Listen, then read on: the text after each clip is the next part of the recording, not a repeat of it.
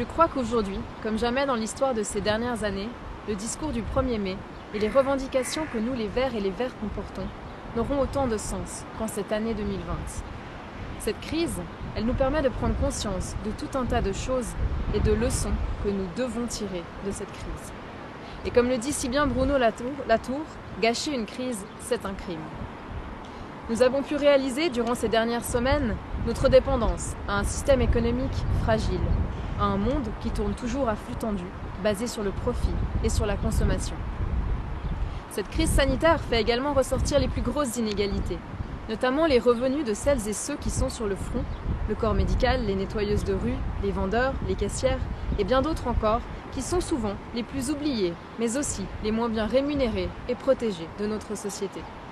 Alors applaudir, c'est bien, mais agir, c'est beaucoup mieux.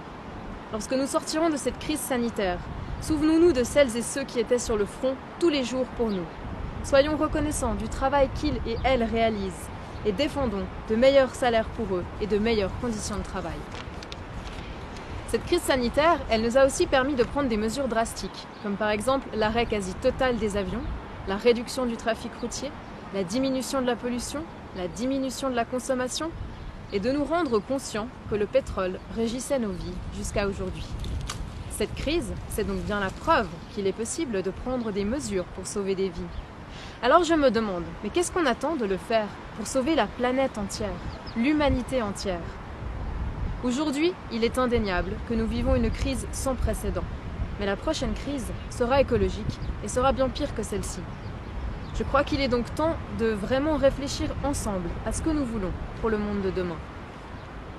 Pour nous les Verts et les Vertes, il faut agir le plus vite possible pour aller vers le durable et le solidaire. Nous demandons l'instauration d'un revenu de base inconditionnel qui permette aux travailleurs de s'émanciper de l'employeuse et de redonner de l'indépendance matérielle à chaque individu. Aujourd'hui, le monde du travail est un monde de soumission. Donnons à chacun et à chacune la possibilité de trouver sa place dans la société, comme il le souhaite. Reconnaissons mieux le travail du care, le travail bénévole et l'entraide intergénérationnelle. N'oublions pas que le revenu de base inconditionnel permet aussi de pallier le risque de la diminution des nouveaux emplois dans un monde toujours plus digitalisé. Nous les Verts et les Vertes, nous continuerons de défendre une économie plus locale, avec une fiscalité beaucoup plus juste. Nous plaidons pour une nouvelle manière de taxer. Il faut taxer plus le capital et moins le travail. Faire sauter ce foutu bouclier fiscal. Taxer les transactions boursières et augmenter l'impôt sur les bénéfices des multinationales. Parce que nous voulons une économie locale au cœur de nos politiques, et non plus une économie esclave et dépendante de l'extérieur. Profitons aussi de cette crise pour réorienter notre économie en plaçant l'écologie au centre de la préoccupation, avec une sortie programmée de l'ère fossile. Maintenant, il faut vraiment avoir une vision à long terme et investir massivement dans les énergies renouvelables, les transports moins polluants et la rénovation des bâtiments énergétiques. Aujourd'hui, les forces progressistes sont toujours minoritaires dans notre pays.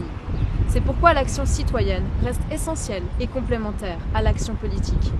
Et cela passe par notre participation aux manifestations et mouvements citoyens, mais aussi par nos choix de consommation.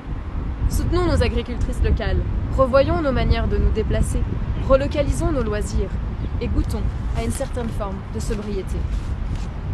Les défis du monde de demain sont nombreux et la crise est loin d'être terminée. Mais je suis convaincue qu'elle ouvre une fenêtre d'opportunité pour nous faire réaliser quelles doivent être les valeurs importantes de notre société. Quel monde du travail voulons-nous ? À quel rythme voulons-nous vivre ? Les Verts et les Vertes se battront avec conviction et engagement pour une transition écologique rapide qui réponde à l'urgence climatique tout en assurant une meilleure répartition des richesses. Parce que ne l'oublions pas, urgence climatique et urgence sociale vont de pair car il s'agit du même combat. Nous nous battrons contre les discriminations et soutiendrons les plus précaires dans une société que nous voulons plus résiliente. Le monde de demain, c'est maintenant et c'est tous ensemble. Je vous remercie.